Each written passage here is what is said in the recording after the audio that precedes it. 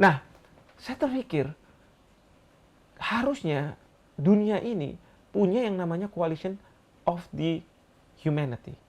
Coalition of humanity, koalisi untuk kemanusiaan untuk mengakhiri apa yang terjadi di Gaza. Ya. Nah, sekarang Pak Prabowo sebagai Menhan membuat kebijakan.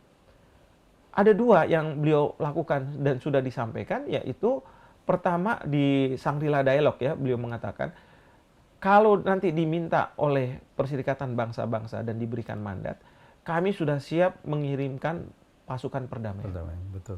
Ya kan? Kalau menurut saya ini usulan yang sangat konkret, yang sangat berani. Kenapa konkret? Karena sementara banyak negara yang mengecam, lalu kemudian melakukan tindakan-tindakan yang katakanlah tidak real gitu ya. Ini Pak Prabowo berani mengatakan kita siap. Karena memang kita Indonesia sudah sering diminta untuk menyumbang pasukan perdamaian. Dan di Sentul itu kan ada pelatihan untuk pasukan perdamaian. Jadi menurut saya Pak Menhan ya itu karena membawahi juga TNI, Panglima TNI punya kesempatan untuk mengatakan oke, kita kirim.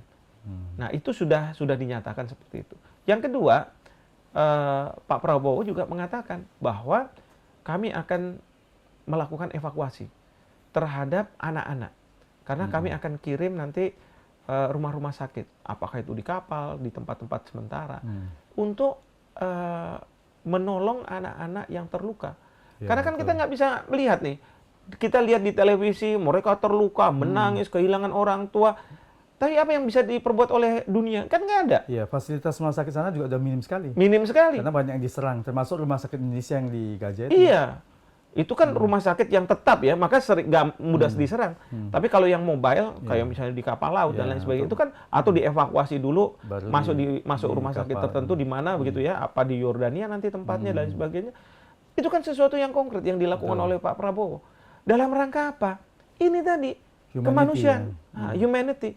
Jadi kalau misalnya Indonesia kita sudah buat sesuatu yang konkret dan berani, kita berharap bahwa negara-negara lain juga melakukan hal yang sama. Dan itulah yang saya maksud dengan coalition of humanity. Jadi ini yang memang harus dilakukan. Kalau misalnya negara-negara lain sementara ini masih berdiam diri, tidak mau melakukan tindakan konkret. Ya memang sih rakyatnya demo dan lain sebagainya.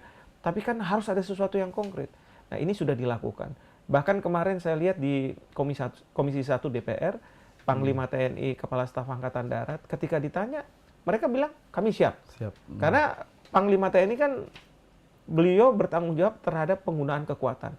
Kalau otoritas penggunaan kekuatan sudah mengatakan kami siap dan kami sekarang minta persetujuan dari DPR untuk legitimasi kami, karena ini kan kita sudah dalam konteks supremasi sipil gitu kan, jadi nggak bisa langsung pemerintah atau TNI, tapi harus dari izin dari DPR.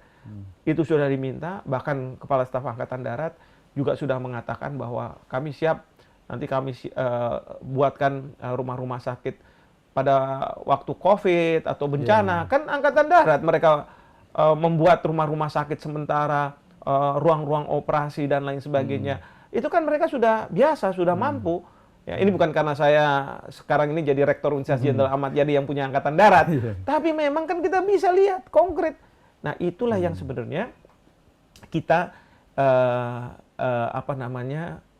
Indonesia ingin lakukan melalui apa yang dibuat oleh Pak Prabowo. Nah, harapan saya, sekali lagi harapan, bahwa apa yang disuarakan Indonesia, sumbangan yang konkret ini, nanti bisa diikuti oleh negara-negara lain. Bahkan kalau saya tidak salah, ada sejumlah calon mahasiswa dari Palestina yang akan studi di Universitas Pertahanan. Ya, karena Pak Prabowo sekarang ini sebagai Menhan, jadi ruang lingkupnya ada yang ada kaitannya dengan pertahanan, termasuk di Unhan ini. Ya, mungkin nanti setelah bulan Oktober setelah pelantikan, mungkin lebih luas lagi. Ya kan? Nah, ini yang kita harapkan. Jadi ini sesuatu yang konkret.